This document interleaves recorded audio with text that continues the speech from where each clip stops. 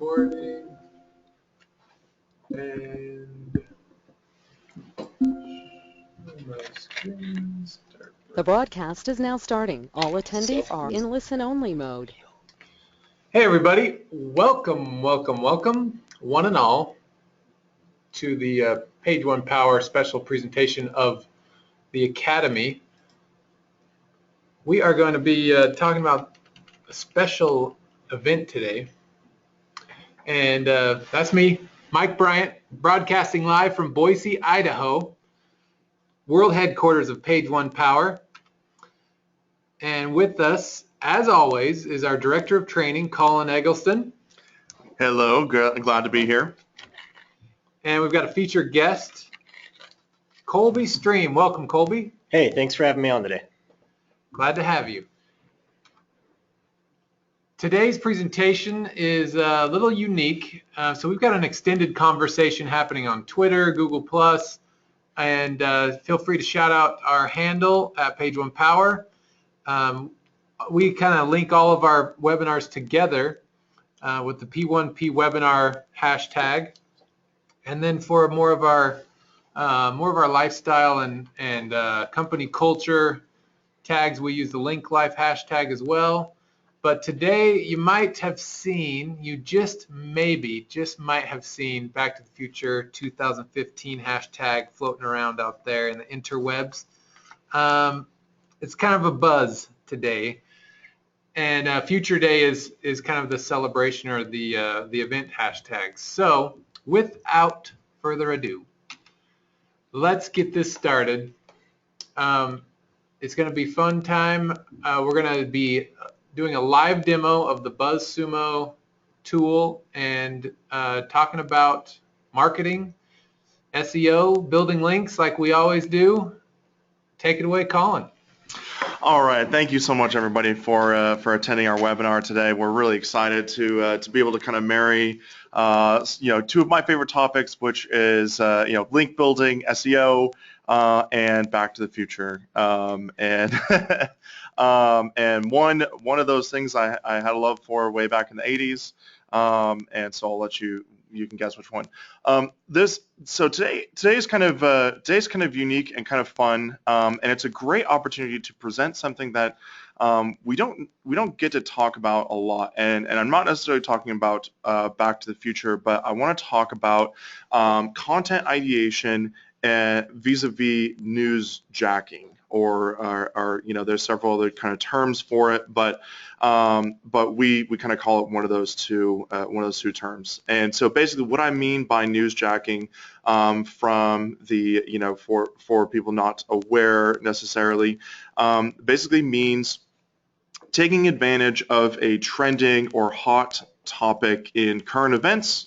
It's taking place in the popular zeitgeist, either like in the political sphere, entertainment sphere, pop culture, sports, you name it. The big kind of trending spheres of influence that are readily visible and available, and then how to kind of leverage that for your brand. And so we're joined with Colby today. Colby's a project manager here at Page One Power. So Colby manages a team here and takes care of clients, and so he has some real field experience with doing just this, generating content ideas for clients and for our content projects, and kind of using these strategies, either newsjacking explicitly or just kind of using, being aware of what's popular and what might be trending, or what might get some traction. And Colby's going to be kind of helping me kind of elucidate these points and actually give some concrete examples and that we have done. So kind of looking, let's look at the slide, click on the slide here. So we're kind of the meta narrative of today is that, yes, we are newsjacking while talking about newsjacking, which is kind of fun because we're taking advantage of the date today, which is October 21st, 2015, which when I was a kid seemed like so far in the future that I was just like, oh my gosh, what's the world even going to be like? Is the United States even still going to be a country, or is it just going to be something completely different? Who knows? Maybe Canada. Canada was eyeing us for a little while and wanted to maybe take over. Who knows? Who knew? Who knew was going to be in 30 years ago? Some great things. So I think that if you are watching Twitter, you're watching Facebook, you're watching social media today, you're going to see these brands here, Nike, Pepsi, Ford, Chicago, the Cubs, and Universal, all kind of taking advantage of this day and, kind of taking advantage of this unique celebration, this unique occasion. They're all doing a very good job of newsjacking today. They are doing great at it. We have Pepsi, we have Nike with their they're kind of teasing, they're kind of leaking their self-lacing shoes, that it's kind of a real thing and that it's going to, could be available to the public soon. Also kind of the Lexus hoverboard kind of deal there, that, there's some discussions there that, it's kind of more of like a proof of concept rather than like a, public facing thing, but, we won't really spend too much time on that. Pepsi Perfect is great, and it actually I think this one, out of all the predictions or the products that they made 30 years ago, I think this one kind of nailed it a little bit. It kind of actually it falls in line pretty well with like a 2015 like style guide, style lines where it's like, okay, we got the can, we got the bottle that's kind of it's kind of very flowy and kind of has that sleek, like muscle car, like sports car, luxury car type feel to it. It's a minimalist kind of brand placement. I think Pepsi, hats off to whoever did that back in the '85. Did a really good job with that. And then of course the Cubs, they're not quite on deck to fulfilling their prediction. What do you think about that, Colby? Really sad. I wanted to see Cubs Blue Jays, but it's looking the opposite. So, yeah. But yeah, so that's some fun stuff there. So one. Oh yeah, right. With the Mustang too. I think that I'm kind of glad that they may have not taken some cues from that, and I kind of like the current kind of more models. But you know what? And also Jaws 19, which I think that Universal, I think they're releasing like a trailer. They're releasing a trailer of that. So anyways, these are all really good examples of kind of newsjacking, taking advantage of this day. And these, if you look at how much traction on Twitter these are getting, these numbers are just staggering, where you're getting thousands of shares and retweets and views, and real, to kind of circle it back to real SEO value and to real, building your brand and building your web presence. It's a very real thing. They're kind of having fun. These brands are having fun. We're kind of having fun talking about it, but it's a very real thing, and they're getting real monetary value. They're getting eyes on sites. They're getting, eyes on advertisements, and getting wallets opened up and ready to go. So it has a real tangible business value. So before we kind of talk next week, all right. So with the kind of the Back to the Future, Back to the Future kind of talk there, and we're very excited about the holiday. And actually, if we have enough time at the end, I have a little bit of a Doc Brown impression that I might be able to dust off at the end. So we'll stay tuned for that. How good it is, that'll be up to you. Maybe we could do a Facebook poll or something. So Colby, I like to talk a little bit about when I've done some internal training on using BuzzSumo for content ideation, and I'll talk a little bit about that. But before I kind of get there, I want to just ask you a couple of questions, just about your experience with the concept of taking advantage of trending topics, newsjacking, and using that to create actionable content, leverageable content for clients. What are some experiences in that?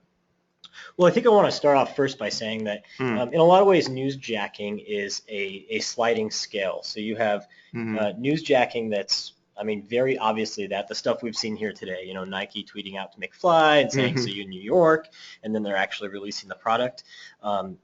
That's really what we're talking about. But there's another level of newsjacking I want to make sure we're aware of. It's just plain knowing what's happening in the world, where it doesn't feel exactly like newsjacking, but it's knowing what's going on in the world, it's knowing events and being able to tie in the content that we write into that. And so in that sense, newsjacking is so imperative to the job we do, what we do here day in and day out, whether we are writing content for our clients on their website or we're pitching out to other webmasters. Now, I think the thing about the other side of newsjacking, which is the very relevant to this specific moment in time, is it gives us a sort of competitive edge if we can do it right. And so it helps freshen up our writing, where we're not just talking about the everyday sort of stuff that ties into the world, but something that people are super excited about. Like you said, these things are getting hundreds of thousands of shares because people are nerds and they want to have Back to the Future Day. So those are so important to us on both those levels, because we can get the everyday sort of content where we're tying it in and making it relevant to the people who are reading it. And then there's the really fun stuff, which is moment by moment tying into the hype of the day. And so when we're talking about this, you're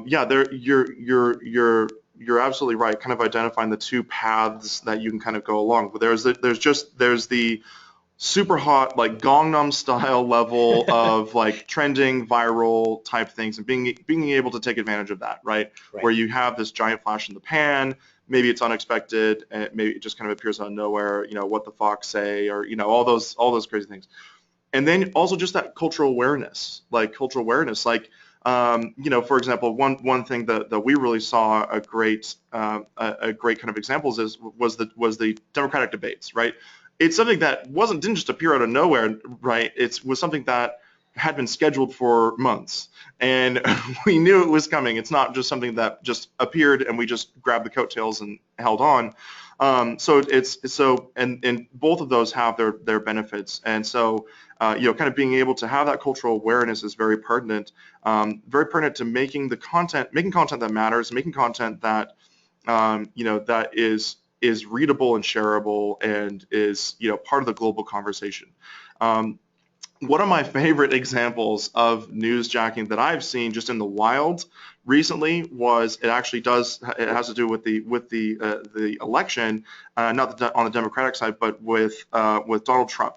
So this I tried to find it before the webinar, but I was unable to. But I might tweet it out later.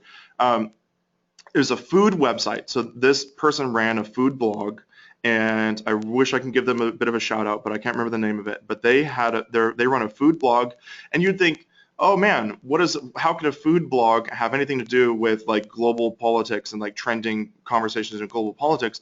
Well, they had this amazing article that was about how to make a corn on the cob meal, like a recipe, a dish that resembles Donald Trump's hair, right? And it was a hilarious tie-in. It was a real recipe with real food that they did. So they tied in the food aspect of it to the presidential race. And they used the keywords. They used trending keywords that were really hot at the time, because this was during the first debate with the Republican debate, right? So Donald Trump, those keywords were really trending, really hot right then. And so the fact that they had this funny shareable piece of content that took advantage of those two trending keywords was very powerful, and it did really well for the site. I looked at the metrics on it, and it had been shared out dozens of times. It had links to it, had people who were linking to it like crazy, so it got lots of great organic links and traffic. So that's one example that I saw that was just a really great way to take advantage of that. They took something that was part of the cultural zeitgeist, and they editorialized it using their own niche, food blogging, where like the day before they were just writing about like, oh, what's the best salad recipe to, what's the best salad to bring to a November party or whatever, like preparing for the holidays. So I thought that was really good. Colby, do you have any? Well, I've seen the same sort of thing along the Donald Trump lines with Scott Adams, the creator of Dilbert. He's been taking this out for a long time. He's talking about how do you be, I don't think the terminology he uses word wizard, but he's talking about, some of Trump's strategies and how other people can use his strategies. And he's newsjacking it in that way. He has a pretty loyal following on his blog. But that's another good example. He's done that a lot. Another one we use a lot, we have been using a lot in our offices recently is drones. There's just so much happening in the drone universe right now that we can write about it from a myriad of angles, and we have a couple clients where it works really well for us to do so.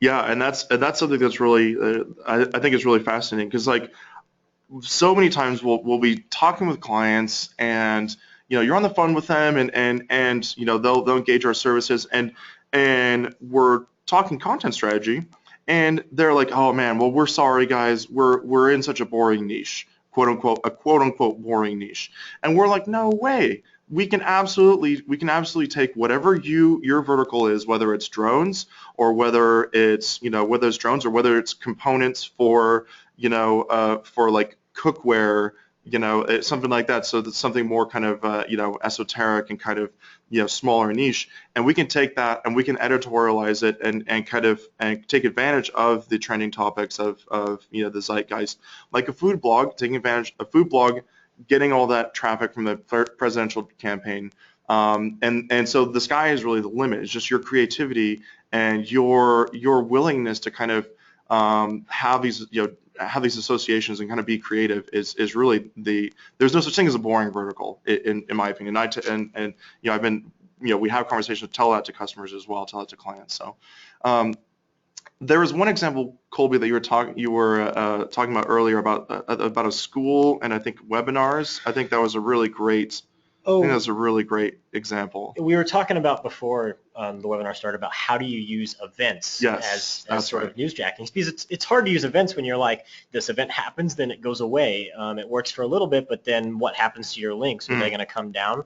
And so what we do is we say, hey, if you're going to do several events, like we do this monthly webinar, or if you have, you're going to be at several events throughout the year, create an overall webinar page or events page where it has the newest stuff at the top, the archive stuff at the bottom, and then we can link to that. So we have a client in the kind of education niche. They will do webinars directed out towards educators, both at the like high school, middle school level, and homeschoolers. So we'll reach out to schools and say, hey, there are these webinars happening. You can see them all on this page. Would you consider linking to it on, your links page or on something on your website? So it's a link that will always go to that page, no matter what happens with which webinar is coming up month over month. It's just that trick of not linking right to the event itself or the individual webinar page, but an overall with all the webinars and all the events. And so it kind of has that kind of paying dividends over time, continually sending traffic, sending equity to that one centralized page. Even though the events are temporary, the page can be a permanent component of that. Right. Yeah. Lots of clients we work with do events every year, and so we want to use that rather than just this one very special event, maybe. Oh, that's excellent. I think that's a really powerful example of how we can do that, because there's, I guess this goes without saying, but it's like there's never not going to be a time when something is popular and trending and going crazy and driving the internet, driving the internet crazy. So let's pivot a little bit to BuzzSumo, and not to necessarily, they're a tool that we use and that we definitely have enjoyed the success with, and this isn't necessarily trying to shill for them, but we've had good success with their using this. So just kind of a disclaimer there. But I want to show you how we use this and some good ideas some good ways that are that we can actually kind of capitalize on this tool. So what I like to go through is I like to start with the content analysis area. So one of the things, if I am, I'm not a genius. I'm not a genius. I'll say that right now. I'll be the first to admit it. And I don't know everything about every topic. And so if I need to write some fresh, good relevant content, some pertinent content on a topic that might be unfamiliar, that I'm unfamiliar with, then I turn to BuzzSumo, I turn to other resources to kind of help me create those ideas and kind of help me learn and understand about that niche. So like one for example, we can use a couple of examples, but what we can talk about is like the content in I don't know very much about gardening. So if we want to go through and see for the last year, what was from here from here to a year back, what was the most popular content on in and around the web about gardening that had to do with this topic? And of course, I don't know why it's taking a little bit. They're building the report. That's why we're doing it live, people. We're doing it live. So trying to, once we kind of pull up this report, once this kind of pops, we can analyze the top most socially shared pieces of content on this topic. So there we go. Okay. So this is really good. So if you have a lot of this, you get a lot of really good information on this topic and on this vertical. This is a very broad vertical, and I purposely chose that as my as kind of my example. And you can kind of narrow it down, but here's what I really like. You have this kind of main, okay, so anything talking about gardening has been shared, what, 10 million times, in the last year. And, Facebook, it looks like it trended a lot more powerfully on Facebook, and and then also Pinterest as well were kind of the big thing. So if I then were to, and I can extrapolate this, I can leverage this data and say, okay, if I am then going to build a piece of content that has to do with gardening, then my, one can say with confidence that it will be more popular on Facebook, okay? And if it's more photo heavy or picture heavy type of content, it might be more popular on Pinterest. And so you can see a wide variety. So if I go through and choose something else that's maybe non-gardening related, like maybe the presidential debates or something like that, or who's going to be the new Speaker of the House, that might trend on something that's a little bit more kind of news centric, which I would see that those trends go down from Facebook and maybe more on Twitter, right? So you can definitely see the type of platform that your content's going to be popular on, and when you're talking about social traction, social shares, and you can kind of go through and kind of extrapolate on that. So the view that I like to go through here is, so that's kind of the analysis view. And then I actually like to go through and I like to view the actual content itself. Now, looking at the top here, this is, it's kind of fun. It's like, oh, well, no surprise.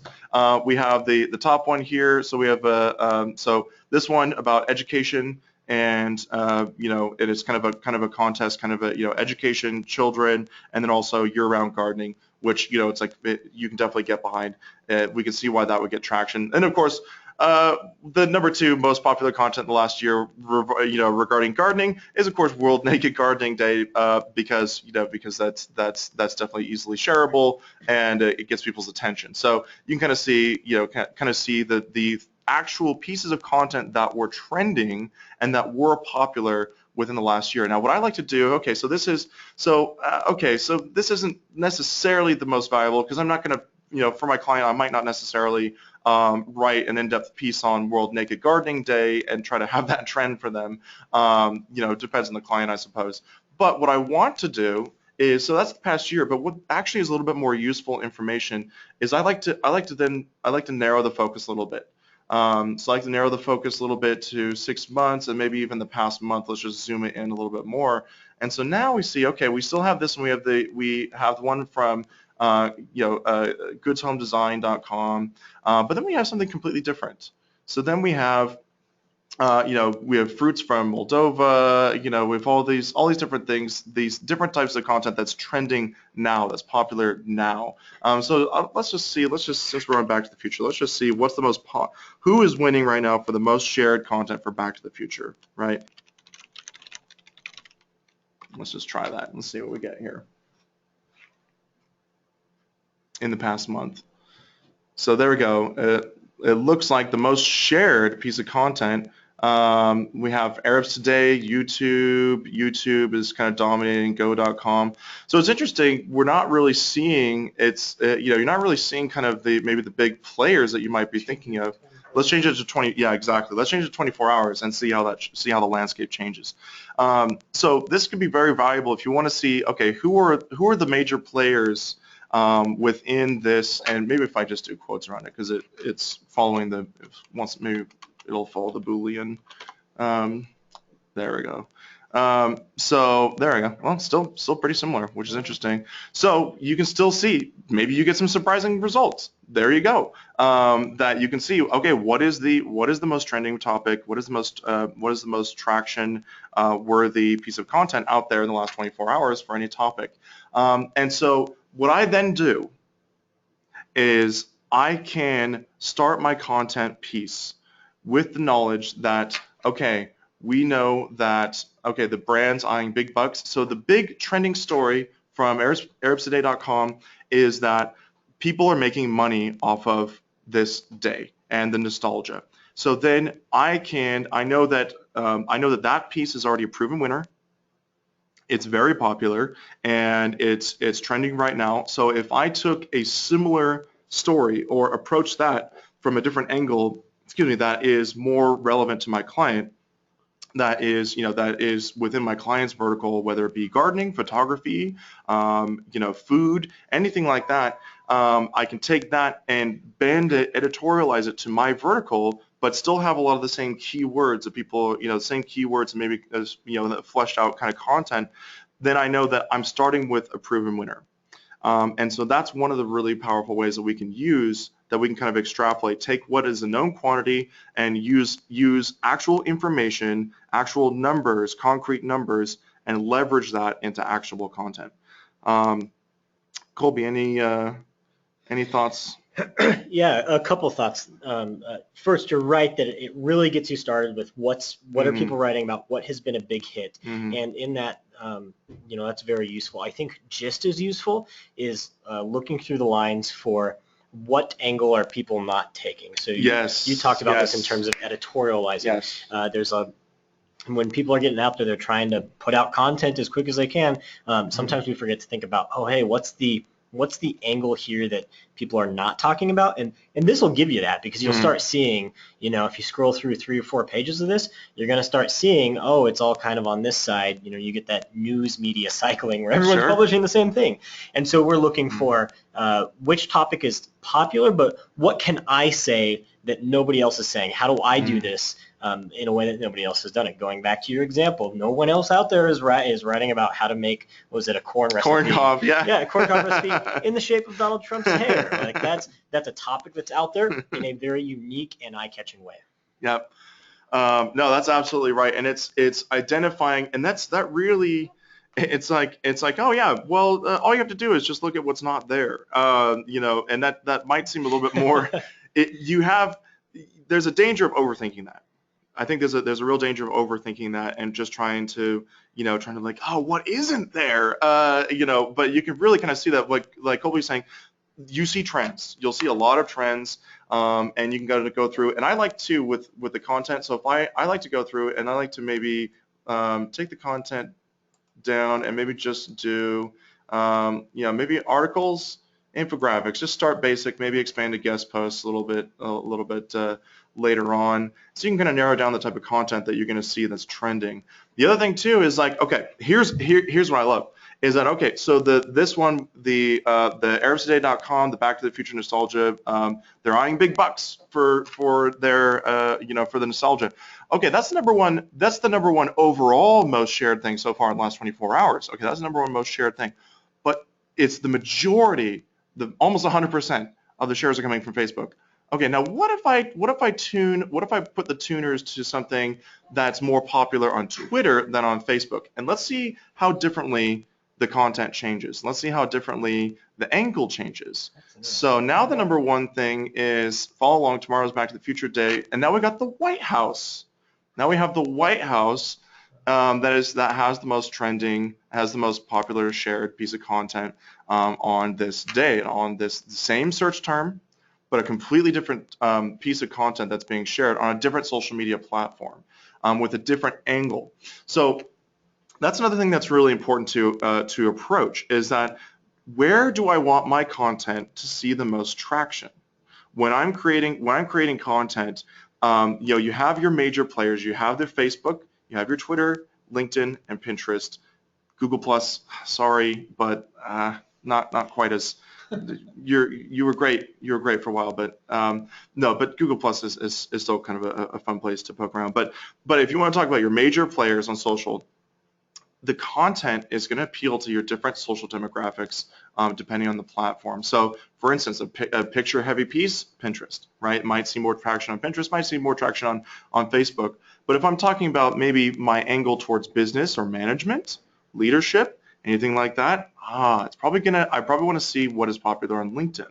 Colby. You hit the nail on the head there. There's the one place, where is this type of content being shared the most? In this case, actually Facebook. But there's the other question, where is my audience segment spending their time? Maybe I'm a business that, yes, all this stuff is being shared on Facebook, but my business segment and the angle I'm going to take on this is going to be on Twitter. So that's why what you did here is so important, because it's showing me a distinctly different type of content and content angles I might want to go after. And Colby, what are some best practices that we can kind of talk about that help us identify which client is going to be most popular on which social media platform? Like, how do I know if my client's going to be popular on Twitter versus Pinterest or LinkedIn? Number one, ask them. They might know. But I mean, no, that's good. But I don't mean that because you ask them, but sometimes they don't know. We've worked with lots of clients that, you know what, they haven't actually gotten to the persona process, but some have. So ask them. B, Google Analytics, where people coming from the most. That'll give you an idea. Good. And C, I think you just have to test it out a little bit and use your gut. Like, there are certain things, drones, right? I have an indication that maybe like Twitter's going to be the place where that's going to be more popular, because there's a lot of news going on around that, and Twitter, since it caters to that. But maybe I don't know entirely, so I'm going to test a little bit there. I'm going to test a little bit on Facebook, and I'm going to use a platform like this to figure that out. Because this showed us, once we look deeper, right? This showed us that Facebook was the biggest one, but Twitter still, 3K, that's today. That's just today. That's today. This is the last 24 hours. So that's still a lot of sharing. That's telling us that there's still quite a bit of audience there. So A, ask your client. B, use Google Analytics or other software like this. And C, make sure you're digging in and looking at it from different angles. And I guess D, use your gut. Yeah, no, that's and it's funny because that really that D, using your gut is actually been very valuable in this industry, in this landscape, especially when it's like you might not necessarily have the most actionable information, to make these content choices on, and so you have to use your gut in that.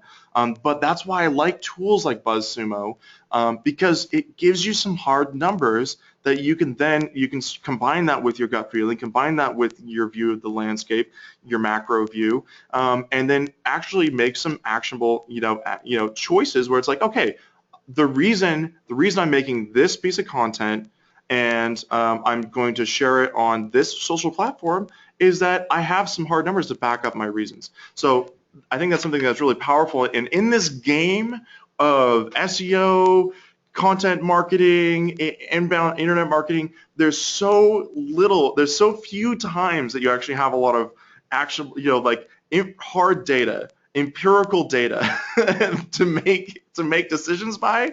So anytime I see that we do have some empirical data, I really like to grab at it and really like to and hold it close, and it keeps me warm. Excellent.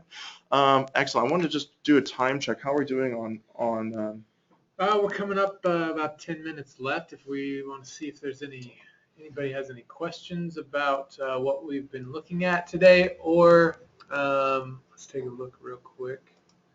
Feel free to use the question tab on the right-hand side of your control panel if you'd like to submit anything from what you've heard or looked at today.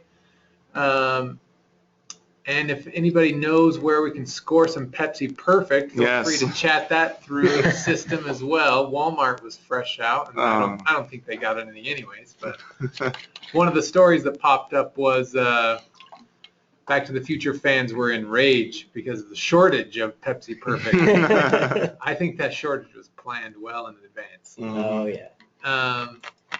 But we got a few minutes left if you want to look at anything else or. Oh, absolutely. Okay, so if we want to dive into another feature that I really enjoyed that again provides us with actionable information, I like to do this: view sharers. Okay, so with this allows me to see. So I know the most popular content. Now I want to see who is actually sharing this content, and I can get a little idea of the demographic of who found this content, who popularized this content. Can I build a persona? Can I build a, kind of a platform, someone that I can then outreach to, or even just like build my content to appeal to this demographic. So if we go through here, just who shared this piece of content from whitehouse.gov, we got NASA, no surprise. We have Mark Gaddis. I really hope that's how you pronounce his name. This is an interesting one. So we have Mark, who is an actor, writer, strangler as well. So it might be dangerous, but we live on the edge here.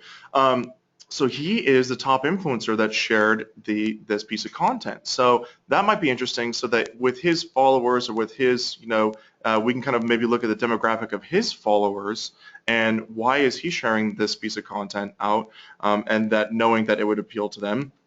And then, of course, going down and down and kind of down the list and seeing what, who is sharing it.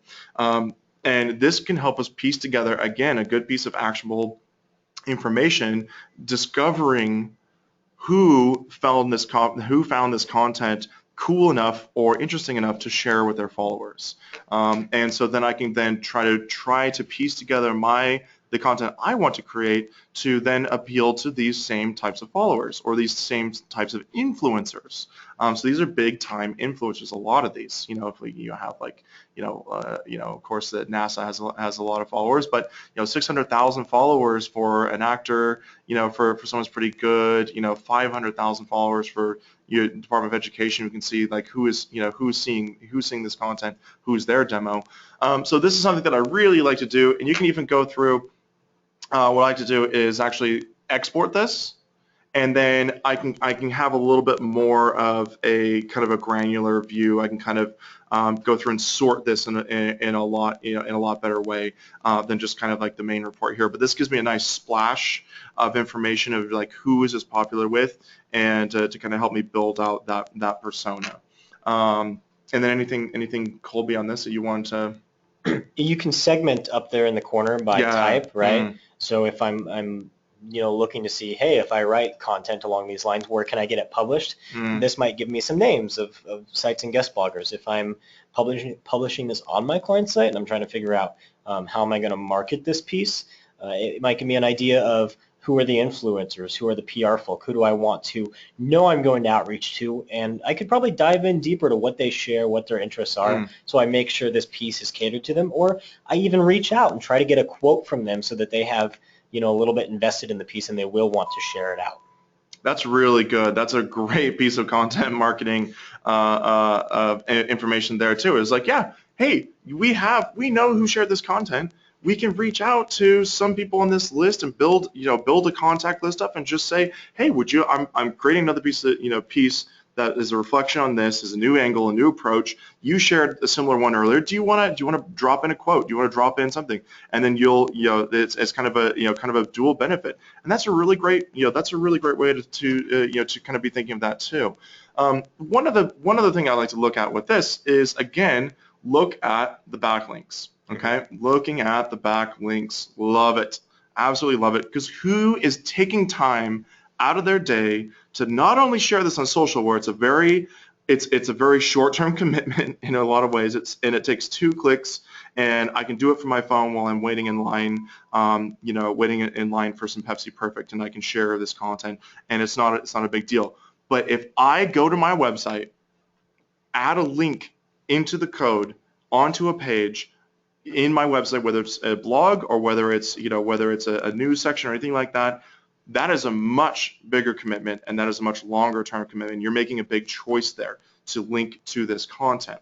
So now this is an interesting kind of almost a more like who went all the way with the commitment of linking to this, right? So you're going to see a lot of news organizations, you're going to see a lot of news sites that will link to different content, but we might want to look to if there are different popular blogs or kind of smaller time blogs, mom and pop shops, local businesses that are linking to this as well, because it's going to be, rather than just reporting on the news, they're kind of making these content decisions and kind of making these editorial decisions too. Yeah, this function is really going to be used for those sort of content newsjackings that are over a period of time. So if I were newsjacking the the playoffs right now and the Cubs, like that could take a bunch of time. Whereas right now it's like this one day happening. If I wrote a content that was published today, I'm probably not going to go out and try to get links to it tomorrow or the day after because the event's already passed. So this becomes very useful when we're talking about newsjacking events that take place over time, or like drones. I keep coming back to drones. I love drones. Drones are great. I think they're awesome. So this becomes very useful in those instances. Absolutely. And before we kind of got too far down this rabbit hole, I just want to check back with Mr. Bryant, just see where we're at. Do we have any questions that we want to address, or kind of where we're at there? Do we have any polls this week? Yeah, let's push out just real quick. We offer a training program here for those of you that want to, that may be SEO managers at your own firm or your own in-house company. Colin can put together a custom-based curriculum for your company, and let me push this out here. And so just drop in your answers if you have any interest in finding out more about this training. Like I said, it's all custom built for your needs. It's not a canned delivery. It is definitely something that you are going to receive, training just like our expert link builders here on site. They go through a 2-week course with Colin, but he's going to shape something up specifically for your needs and talk about your market, your customer needs, and how you can build links on your own, and he'll teach you how to do that. So we'll give that poll just a few more seconds here before we close it out. Going. And just for everybody's update, we've got a webinar coming up next week with Steve Rayson of BuzzSumo. He is the CEO. And so if you go to our website, go to the resource library on the calendar, and you'll see the registration link for that. We'll close this poll now. There we go. Thank you to those who participated there.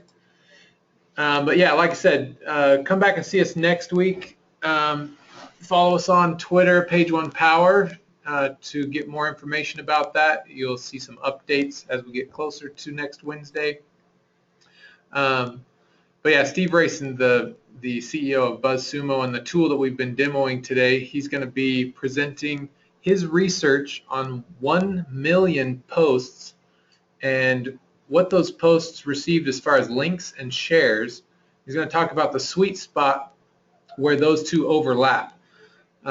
What type of content gets both links and shares, and valuable information, a lot of research and time that went into it, and it's going to be a great presentation. We look forward to that. But as far as today's work, we've got just a few more minutes left. Colby, any other questions that popped into your mind regarding our one-time only event today? Not really, but to recap, because we've gone through a lot here and we've looked at a lot of different angles. I think the thing here about content is, you first have to ask yourself what's going on in the world, and then you have to dive in, and that's where the tool really comes in, to dive in and see what are people saying on this subject, what's hot right now, and then take it to that next level. Okay, what can I say that's very unique? How can I say it? And then start looking at, when I do say it, who's going to share it? How is it going to get shared? How's it going to get linked? And so I know we've gone through a lot here, but it's really as simple as that, and then you get to really dig in and do the hard work of creating that content. Yeah, absolutely, and there's no real substitute for having someone in the driver's seat that's actually creating the content, that's actually putting the pen to the paper, to the fingers to the keyboard, and there's not really any shortcuts to that. There's no computer program yet. I really hope there's not, but there's no computer program yet that can write and create this interesting, fun, appealing, human, organic content. But the best thing that we can do is arm those content creators with this type of information, with this actionable empirical data, and giving them the best opportunity to succeed. And that's where kind of BuzzSumo comes in. But also besides BuzzSumo, one thing that we've been successful with is Google Alerts as well. Google Alerts, you can kind of tag things that might be when it suddenly is trending, you can see it pop up in your email right away.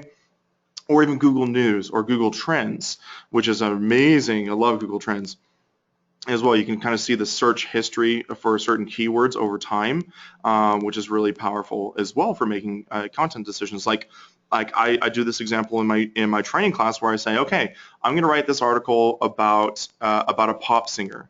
And so I haven't chosen the pop singer yet, and so I want to choose either Katy Perry or Justin Bieber or something like that. So if I want to, who's going to have the most social traction today? Well, I go to Google Trends, and I go through and I type in both their names, and it will independently it'll show me which one has been more searched recently in the last 24 hours. And so you can see like last 24 hours, last week, last month, last year.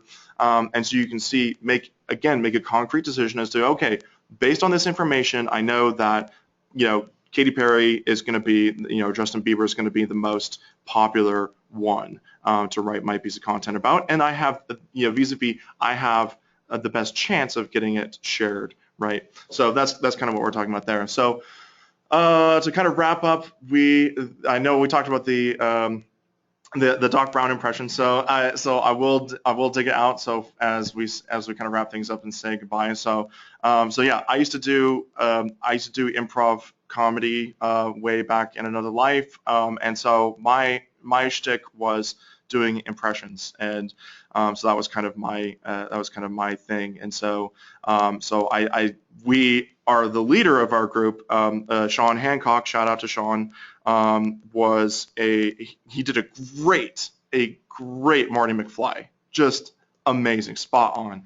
And so then no one in the group could do the doc, and so I kind of built my own. And so he would always, in his Marty McFly voice, he'd be like, "Doc, what's the," I can't do Marty McFly, but I'd be like, "Marty, they found me. I don't know how they found me, but they found me, Marty."